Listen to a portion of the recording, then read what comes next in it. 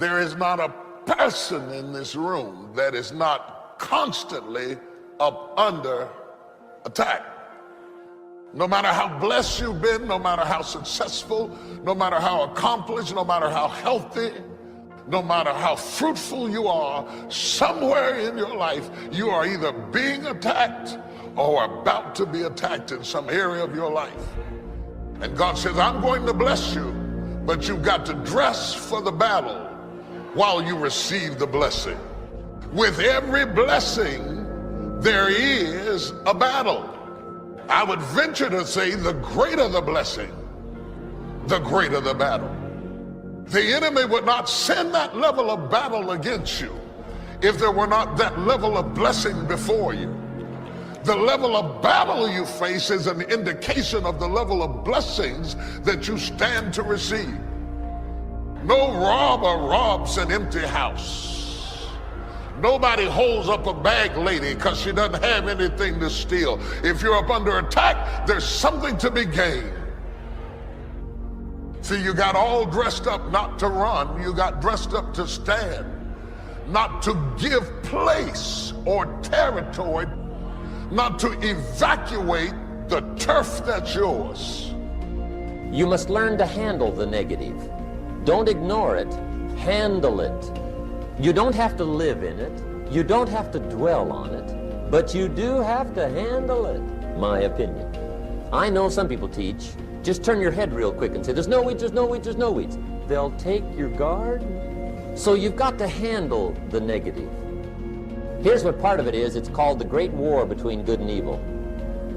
And there is a war on. The minute you were born, you got involved in the war between good and evil, between darkness and light, between negative and positive, between evil and good, between tyranny and democracy, between weeds and human activity. I mean, the war is on. If good does not arouse itself and become active, guess what moves in? Evil. It's a war. A mental war, a physical war, a financial war, between enterprise and ease, between accomplishment and failure. It's a war. You're being fought by imaginations, shadows, and ghosts. Some of you are stressed to death over what ifs and maybes. You've been stabbed by suppose. You lay in the bed wrestling with ghosts of what ifs and maybes and suppose and I think and I heard and I felt, and you wake up tired in the morning because you might have slept but you didn't rest, because all in your sleep you've been fighting. Most people are living their lives from a heart place and not a head place. They are so engrossed with what the heart feels that they have not covered what the head thinks. Most people are governed by their emotions. They're having a heart experience in a head fight. You will never win a battle if you're having a heart experience in a head fight. You're telling the enemy how you feel has nothing to do with what you know. And if you're going to deal with a knower, never approach a knower with feelings. You've got to approach a knower with facts. The enemy wants to cut off your head and leave you with feelings. Real decisions that move your life along are not coming out of your emotions, they're coming out of your head.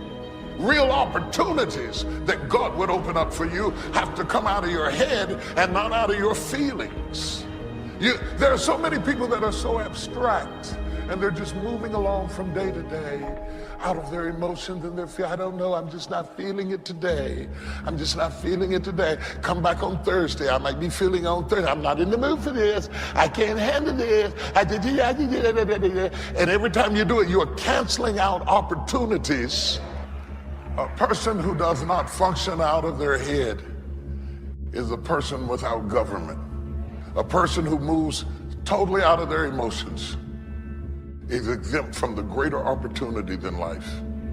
because you will forfeit what God has given you because of how you feel. Somebody asked me one time, what quality would I pick if I wanted to work with somebody? And you know what I picked first? Number one, strong feeling.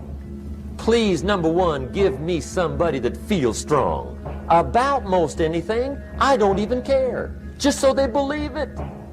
Even if they disagree with me, wonderful, just so they disagree vigorously. I'm not saying it's easy to win those kind of people to your point of view, but I'd rather do that than to try to resurrect people from the dead. Pump them up every month, pump them up, pump them up. I pass. God did not promise you that your feelings would line up with the facts. How many of us are living a headless life because we have not separated how we feel from what we know? You can't work with people like that. You really can't work with people like that, because if I criticize